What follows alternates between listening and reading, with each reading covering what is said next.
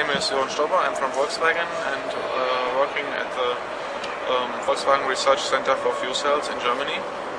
And Sören, you've come up with, Volkswagen has come up with a high temperature fuel cell. Tell us what the difference is between the low temperature fuel cell and the high temperature fuel cell. Well, at the low temperature fuel cell you need big cooling systems because all of the heat that the fuel cell generates is collected in the cooling loop, and it's only 80 degrees Celsius. So it's very difficult to get away all this heat at 80 degrees Celsius because the temperature difference to the environment is very low.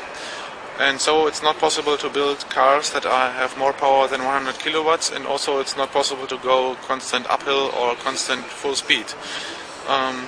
So we have built a high temperature fuel cell that runs on 120 to 160 degrees Celsius.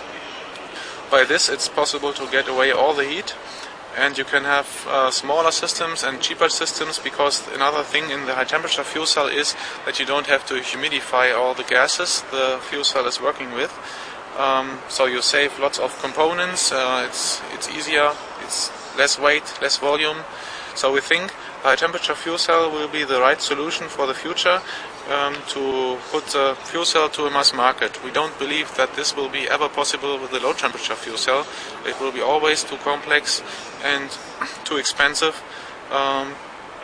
That's why Volkswagen works on the high temperature fuel cell now for 7 years.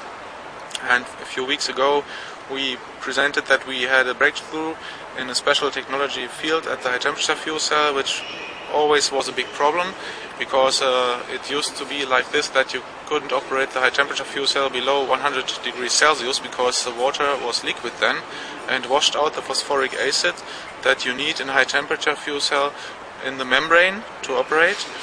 So it was degraded and out of order.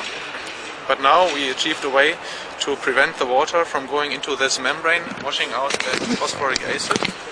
And that's a big step forward with the high temperature cell, so that we now think that we can go forward building it into a car.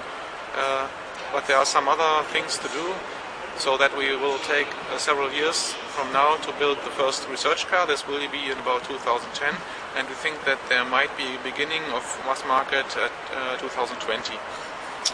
Sören Stobbe, thank you very much. Yes.